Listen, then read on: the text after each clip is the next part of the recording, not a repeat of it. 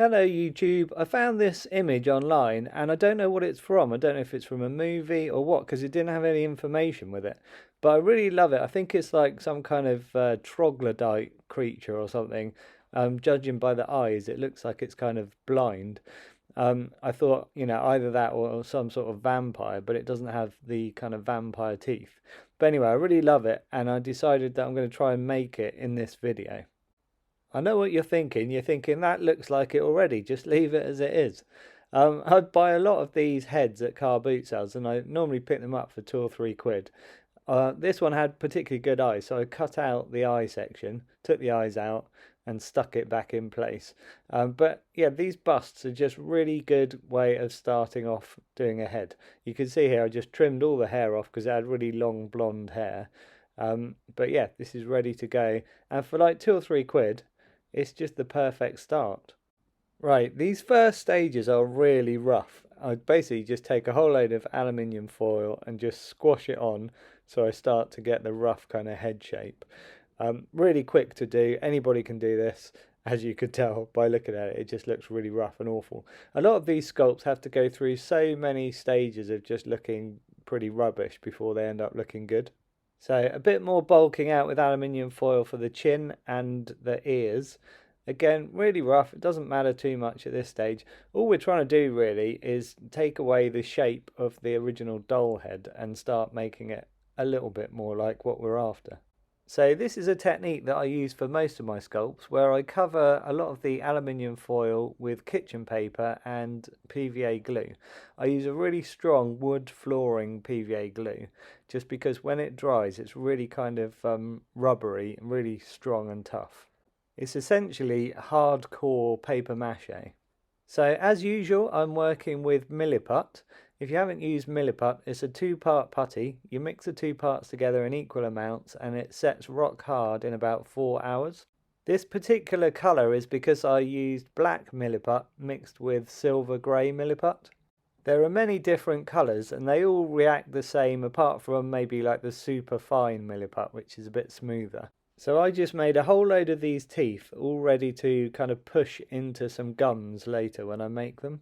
The teeth are actually really quick and simple to make. Anyway, you can see here what I've done is added more Milliput where the eyebrow ridge is. And if you make, very loose, rough kind of shapes for eyebrow ridges and that sort of thing, and then if you put the kitchen paper and PVA glue over the top, you get really nice kind of wrinkles, and they all add and give it kind of skin texture. You can see my laptop on the floor next to this while I'm working. Just gives me the original troglodyte image to work from. Normally, because I'm working from movie creatures that are well known, I try to match them as exactly as possible. But with this one, I don't mind it not looking identical as long as it looks sort of slightly related to the troglodyte that I'm working from. So I've got the gums here that I've made. And while those gums were soft, I just pushed the teeth into them, and that gives them a nice kind of solid, firm foundation in the gums. The Milliput boxes and the soft Milliput there in a packet are just as support for the gums while they dry. Next I worked on the rest of the mouth and the lips around the gums. I've also put nostrils in above, and I've just kind of softened inside the mouth as well. That'll all be painted and everything will kind of blend in at the painting stage as well. I've also put a couple of screws in where the eyes are going to be, and they're going to be supports because the eyes are really kind of sticking out, almost looking like they're on stalks. You can see the nostrils there. I've done a few kind of creases here and there as well. That's just using modelling tools. But yeah, those eye stalks, it's a good way of doing it to kind of screw in until you get them kind of sticking out as much as you want to. And then I'll just stick the eyes, just using super glue to start with, onto those screws. You can see the eyes I just made. I've got quite a lot of Milliput balls, whenever I run out of sort of time and I've got a bit of Milliput left over, I just roll it into a ball and let it dry, and then the balls can be kind of sawn in half and they make really good eyeballs. So this is the eyes stuck onto those screws, and with a bit of black Milliput at the back to stick them on more firmly. I ended up actually sawing the head off, and changing the angle. So I've put like a sort of a wedge of wood inside there, and it just tilts the head back a little bit and makes it at the angle that I want it. Right, there's a few things to mention here. Firstly, I've added more to the head, just kind of bulked that out quite a lot more. So you see the shape of it here. I need to adjust this even more, but it's just kind of blocking it out at this stage. Notice that I dropped the whole creature on his teeth at the front, and his teeth have fallen out, but I'll add those in later. I've added all of these sort of tendons on the neck, and that's just a case of using some more aluminium foil just to get the rough shape. Put that on first, glue it on, and then also glue over the top, and then put your kitchen paper on as well. Build all that up with the sort of paper mache effect. That makes it really nice and strong again. On this, with the paper mache, because you're trying to get it to dry all the time, I put it in front of our gas fire, and I put it really quite close, and you can see it's all scorched there, but that doesn't matter too much because it's all going to be gone over even more and then painted anyway. This is what I was saying about his two front teeth. Obviously he's getting quite heavy now, so if he falls forward, it was my own silly fault, I was just a bit rough with him, and he fell straight on his teeth and they've just snapped off. Because Milliput is really strong, but obviously, you know, there's a limit. You know, it dries rock hard, but even rocks that are quite thin will snap, won't they? So I added more kitchen paper and PVA glue up here to kind of soften the eyebrow ridges into the head a bit more. First thing to note here is that I've made a couple of new front teeth, stuck those on. I added a bit of Milliput at the back of the teeth as well to kind of strengthen them. On here, around the eyes, I've added these. They're kind of like tendons that kind of go to the edges of the eye.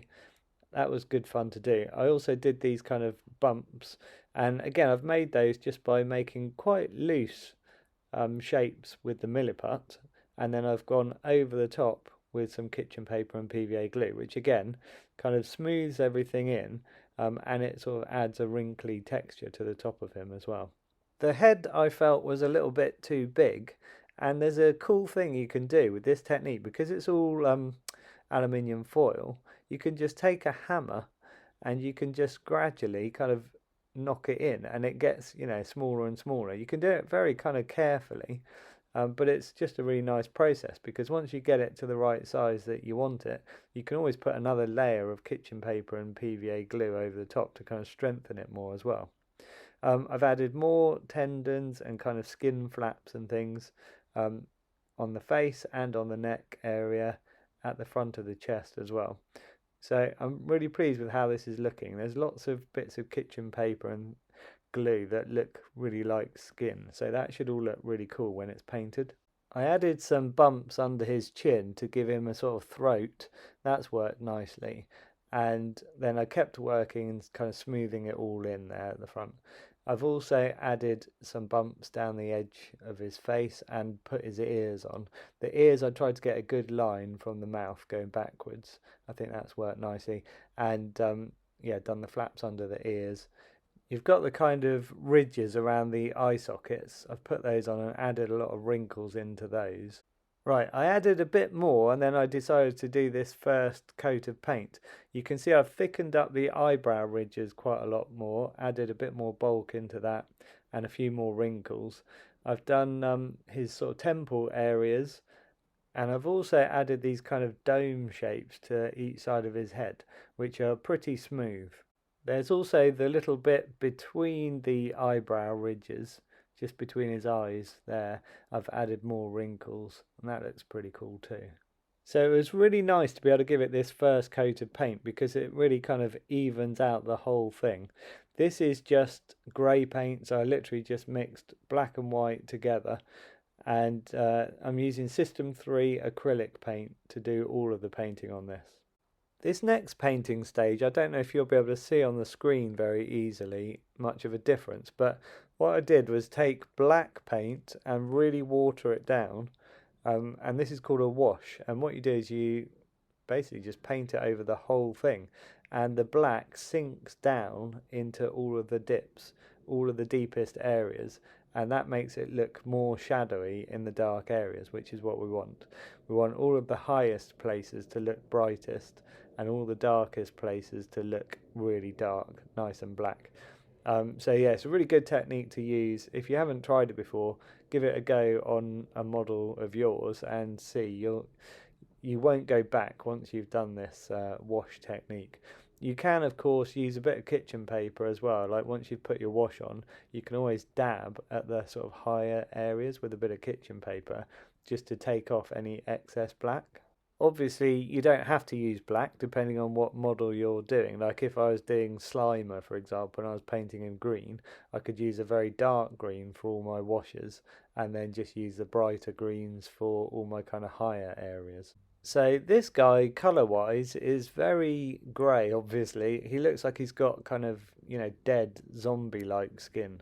So the next stage for me was to do some dry brushing with a much lighter grey. So this involves taking your light grey colour and having some on your brush and then just really rubbing your brush really quite vigorously on a bit of kitchen paper until the brush is almost dry. And then you're just kind of painting onto all the high areas with your brush, and because you're using a brush that is so nearly dry, it's almost kind of powdery. You're just sort of brushing it over and it only really kind of hits the top highest areas anyway. It's a good idea to use a brush that is really old and really frayed for dry brush work. With a little bit of practice at dry brushing, it almost looks like you've used an airbrush. I quite like the matte effect that it has at this stage, but I did want to add a little bit of PVA glue over the top to make it just a little bit shiny. What I found with the PVA glue is if I put it on and I leave it, I don't attempt to dry it in any way, I just leave it to dry at room temperature, then it goes really shiny. But if I use a hairdryer on it straight after I've put it on, it does give a bit of a shine, but nowhere near as much. It's a lot matter if I hairdryer it, which is what I've done on this. I think it gives just the right amount of shine. So you can see I've added little hints of, browns. There's some yellow ochre colours in here, and then you've got maroons around the eye areas. The actual eyes are much lighter than everything else, and I added a bit of silver in with the eyes as well.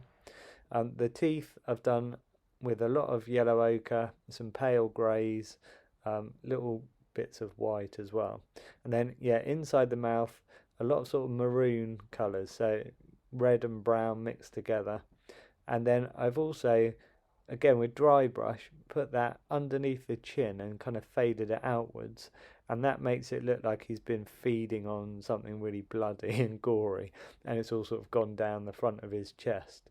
So the PVA glue that I put over his eyes and his gums and teeth, I didn't dry with a hairdryer, I just left it to dry at room temperature. So that looks a lot kind of shinier in his mouth and his eyes. You could also use spray lacquer or something like that to make the eyes look wet still. You can see the sort of yellow ochre hints that I've put on here and there. There's hardly any, but it's just enough to add something so it's not just grey. It makes for a much more kind of realistic skin look. Adding the layer of PVA glue over the top of everything kind of ties it all together as well, but it also gives it an extra layer of strength because the PVA is so tough. It also has the added bonus of protecting your paint.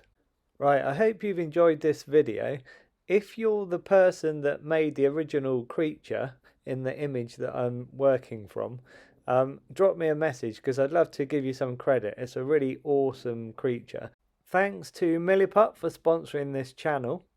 If you've enjoyed this video and you'd like to see more things that I post in the future, hit subscribe, and thanks for watching. I'll catch you in the next video.